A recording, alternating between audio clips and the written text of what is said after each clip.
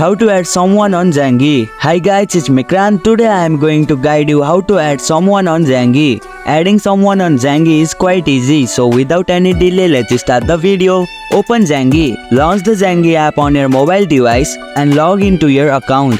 Go to Contacts. Tap on the contact or friend icon, usually located at the bottom of the screen or in the main menu. Add a contact. Look for an option that says Add Contact or a plus icon. Tap on it.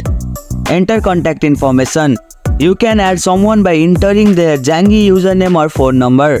Ensure that you enter the correct details. Send a friend request. After entering the information, tap send or add to send a contact request to the person. Wait for confirmation. The person will need to accept your friend request before you can chat with them. Once they accept, they will appear in your contact list. And here you go, it's done. That's how you can add someone on Zangi. If you liked our video, press the thumbs up and share button. If you have any question, comment down below and don't forget to subscribe the channel for more tutorials.